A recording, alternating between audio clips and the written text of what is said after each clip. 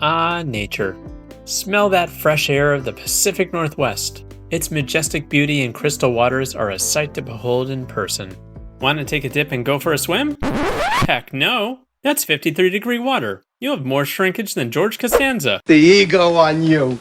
Those waters cascade down from mountains and key tributaries, forming the rivers that many wildlife use to survive. One of those is the jumping salmon, making their way from freshwater to saltwater and back again, up fresh streams to continue the circle of life. Fun fact that's how salmon got their name, from the Latin word to leap.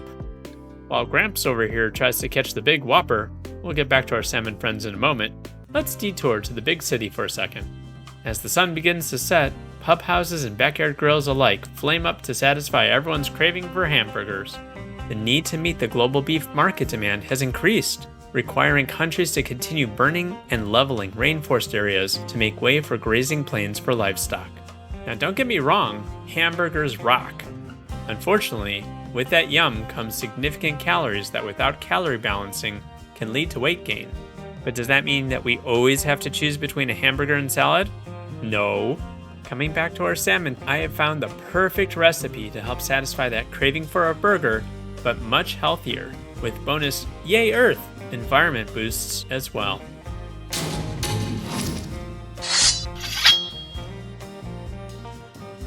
Hey everyone!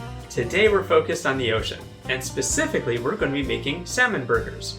Salmon burgers are only half the calories of regular beef burgers, but you get all of that great flavor packed into the normal burger form.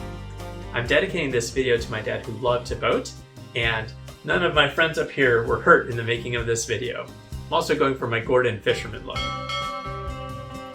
Don't forget to subscribe down below, and let's go check it out. Okay, let's start with our ingredients. Grab some challah, or a loaf of bread, a Vidalia onion, 2 eggs, 3 cans of salmon or tuna, and you're good to go.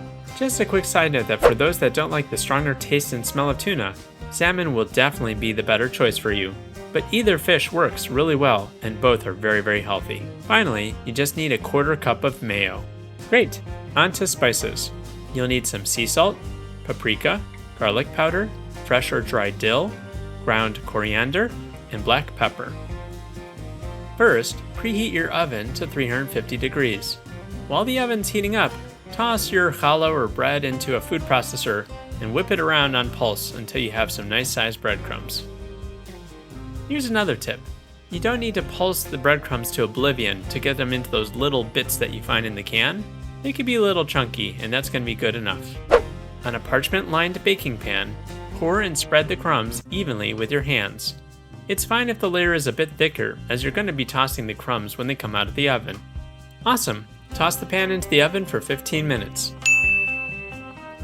And when they come out, carefully use your hands to toss the crumbs around. The pan's obviously going to be hot, so don't just grab it with your bare hands and then send me the hospital bill. It's okay to let it cool for a second or two if you're not comfortable. You can see here that the crumbs are nice and brown around the edges, and still a little bit white in the middle. So let's give it a few more minutes in the oven to evenly brown it out. Awesome! Much better. Okay, set the pan to the side to cool, and we'll get back to it in a minute. Another fun tip before we start the burgers. Don't fret over having extra breadcrumbs. You can just put the unused crumbs into a sealed plastic container, and then into the freezer. Onto the burgers.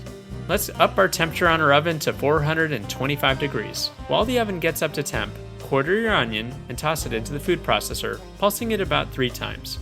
You want the onion pieces to be minces. Don't do too much, it's going to turn into mush. Great, let's get our mixture together.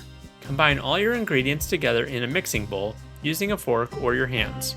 For the breadcrumbs, start with about a cup, and add about a half cup at a time as you're mixing it together.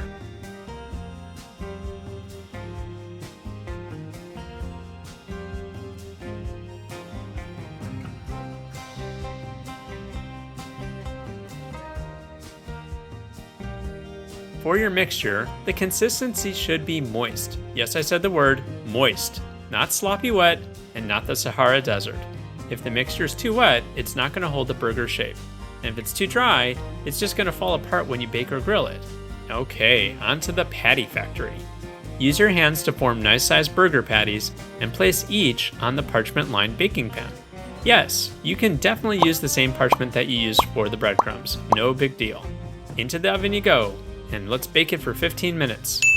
Just a note that you can easily grill these burgers as well if you want those signature grill lines and smoky flavor, but just make sure to watch them as they're going to dry out much quicker than a beef burger. While we're baking, I'm going to cut up some veggies and I'm going to add some cherry tomatoes as well as some black beans on the side for a healthy dose of fiber. Wow, awesome! Let's flip our burgers over and let's give it another 5 minutes. Talking about flipping, you know what gets me flipping with joy? Our sponsor for today's video. It's, yes you guessed it, nobody! But as always, please use the PayPal tip jar to support quality content. And thanks again for several of you that supported the last video. Look at these burgers.